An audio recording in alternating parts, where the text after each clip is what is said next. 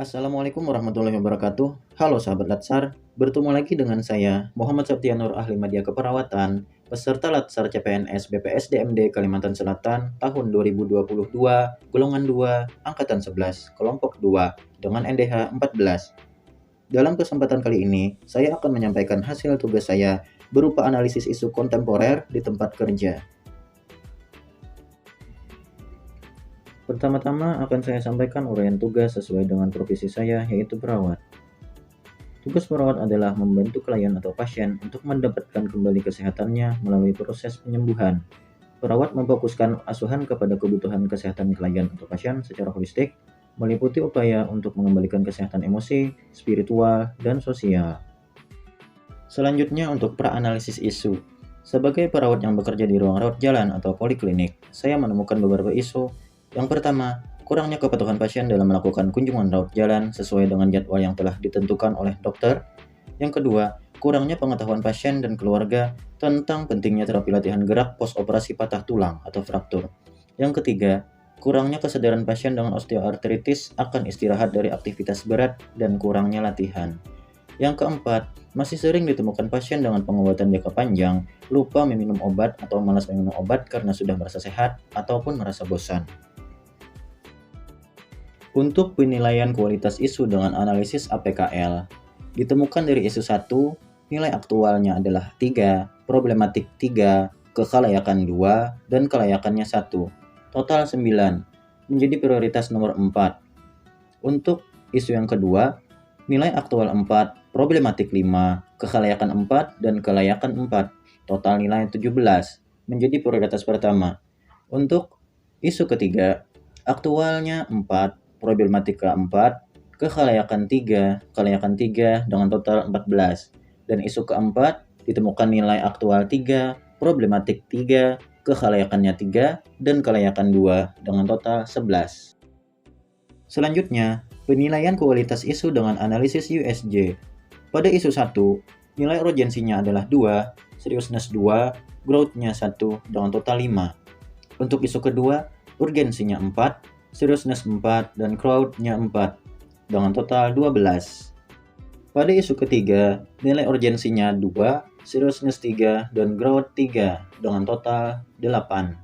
Pada isu keempat, ditemukan nilai urgensi 2, seriousness 2, growth-nya 2, dengan total nilai 6. Dari penilaian kualitas isu dengan menggunakan pendekatan fishbone diagram, diangkatlah isu kurangnya pengetahuan pasien dan keluarga tentang pentingnya terapi latihan gerak post-operasi patah tulang atau fraktur.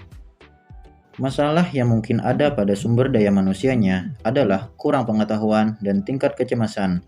Tingkat kecemasan di sini mungkin terjadi karena pasien merasa takut akan sakit saat latihan, atau takut terjadinya patah berulang atau bergesernya platina karena gerak.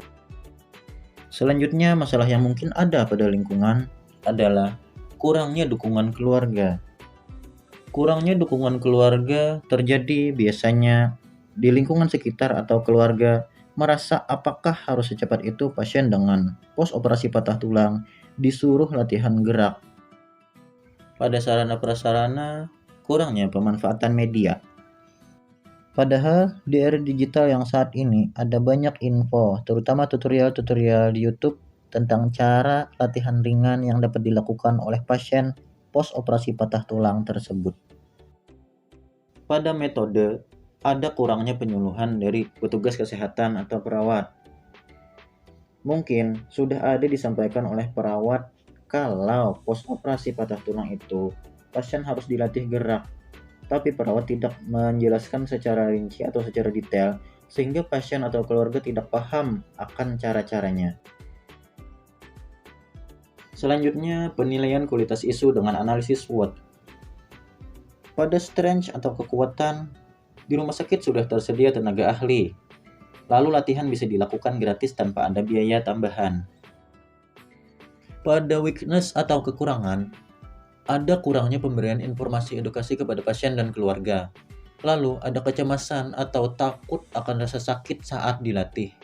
Dan apabila menggunakan tenaga ahli seperti fisioterapis di luar rumah sakit, akan ada biaya. Pada opportunities atau peluang, dapat dilakukan di rumah dan bisa dilakukan sendiri ataupun dengan bantuan orang lain, serta kemudahan mengakses cara latihan di era digital sekarang. Kemudian, pada threat atau ancaman, kemungkinan cacat permanen bisa terjadi. Karena pada pasien post-operasi patah tulang, apabila sendi-sendinya tidak digerakkan, maka akan terjadi kekakuan sendi dan kekakuan otot. Untuk alternatif penyelesaian isu masalah, lakukanlah penkes atau pendidikan kesehatan tentang terapi latihan gerak post-operasi patah tulang. Tahapannya, menentukan jadwal penyuluhan. Jadwal di sini ditentukan apabila pasien berkunjung ke rumah sakit post-operasi. Biasanya, pasien post-operasi akan dijadwalkan oleh dokter spesialis ortopedi. 5 hari berikutnya atau 7 hari berikutnya akan kontrol ke poliklinik.